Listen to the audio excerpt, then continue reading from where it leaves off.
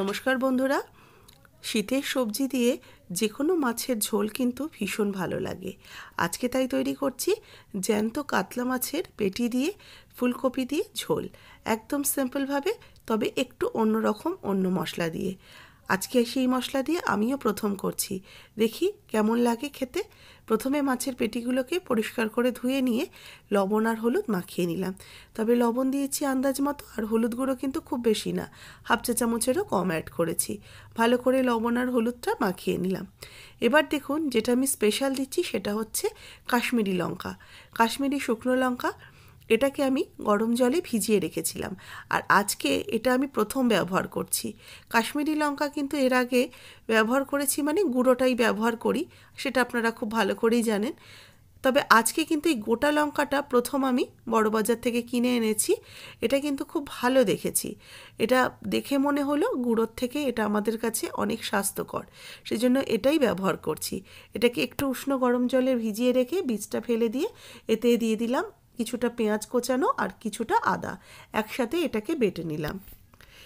মিক্সিতে পেস্ট করে নেওয়ার পর কড়াইতে সর্ষের তেল দিয়ে রেখেছিলাম 3 টেবিল চামচ।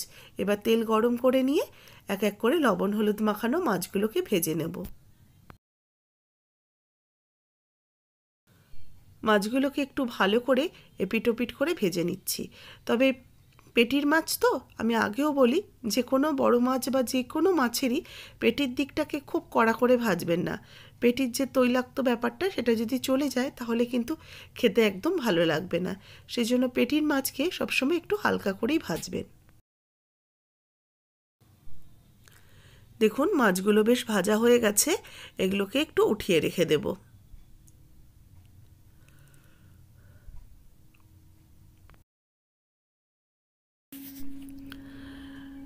মাছগুলোকে উঠিয়ে নেওয়ার পর ওই তেলের মধ্যেই ফুলকপি আর আলু টুকরো করে কেটে নিয়েছিলাম, ফুলকপি আর আলুগুলোকে ভেজে নেব। একটু ভাজার জন্য লবণ দিয়ে ফুলকপি আর আলুটাকে ভেজে নিচ্ছি। এখানে একটা টিপস দিয়ে নিই, টিপসটা হচ্ছে যখনই ফুলকপি ভাজবেন, ফুলকপিতে অনেকটা তেল টেনে নেয়, তার সাথে যদি আলুটা দিয়ে দেন, একসাথে ভেজে নেন, তাহলে দেখবেন সম্পূর্ণ তেলটা টেনে নিচ্ছে না। সেই কারণেই কিন্তু আলু আর ফুলকপিকে একসাথেই আমি ভেজে নেব। একটু ঢাকা চাপা দিয়ে রেখে দিলাম মিনিট 2-3 জন্য। ফুলকপি যেহেতু নরম সবজি, খুব তাড়াতাড়ি কিন্তু ভাজা হয়ে যায়। দেখুন, ফুলকপি মোটামুটি আমার ভাজা হয়ে এসছে। এবার আলুটাকে রেখে ফুলকপিটাকে তুলে নেব।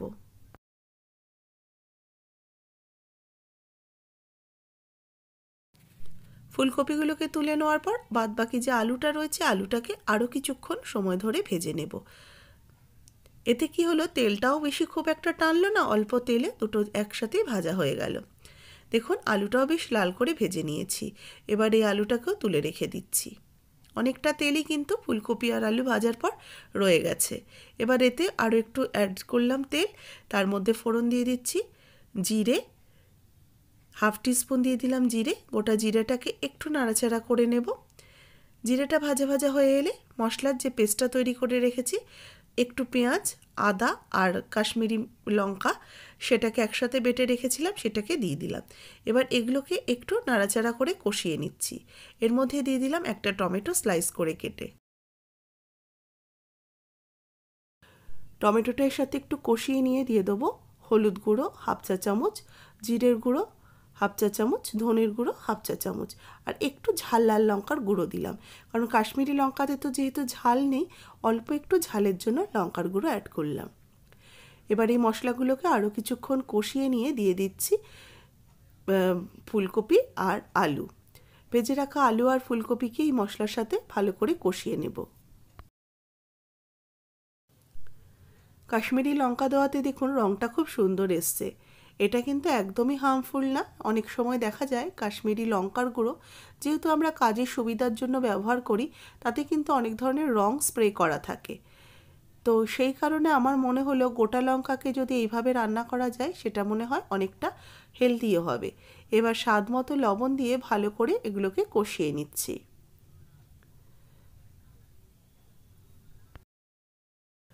আবারও কিছুক্ষণ ঢাকা চাপা দিয়ে এটাকে হতে দিয়েছি। এবার দেখুন, ঢাকাটা খুলে নিয়ে দেখছি মশলাটা ভালো মতো কষানো হয়ে গেছে। এবার মশলার জারটা ধুয়ে আমি 2 কাপের মতো জল অ্যাড করে দেবো। যেহেতু ঝোল রান্না করছি সেই জন্য একটু জলের পরিমাণটা বেশি করেই দিলাম। এবার ভালো করে ফুলকপি আর আলুটাকে এর সাথে মিশিয়ে নিয়ে দিয়ে দিচ্ছি ভেজে রাখা মাছের পেটিগুলোকে। এবার ভালো করে পেটিগুলোকে ঝোলের সাথে মিক্সড করে নিয়ে এটাকে এবার হতে দেব। এবার কয়েকটা চেরা কাঁচা লঙ্কা ওপর থেকে ছড়িয়ে দিয়ে এটাকে ঢাকা চাপা দিয়ে 5 মিনিট মিডিয়াম টু হাই হিটে এটাকে ফুটিয়ে নেব। 5 মিনিট পর ঢাকাটা খুলে নিয়েছি। ঝোল মোটামুটি রেডি হয়ে গেছে। একটা সিম্পল ঝোল, অথচ খেতে কিন্তু খুবই সুস্বাদু। ঝোলটাকে ভালো করে একটু ফুটিয়ে নিয়েছি। ঝোলটা যখন দেখবো একটু গাঢ় ঘন হয়ে এসছে, ওপর থেকে দিয়ে দেবো একটু ধনেপাতা কোচানো। ধনেপাতাটা দিয়েও 1 মিনিট মতো একটু ফুটিয়ে নিয়ে এটাকে নামিয়ে সার্ভ করে নেব। তৈরি হয়ে গেছে ফুলকপি দিয়ে কাতলা মাছের পেটির ঝোল। রেসিপি ভালো লাগলে অবশ্যই লাইক শেয়ার করবেন। যারা ফেসবুক থেকে দেখছেন পেজটাকে ফলো করবেন। ইউটিউব বন্ধুরা অবশ্যই আমার চ্যানেলটাকে সাবস্ক্রাইব করে নেবেন।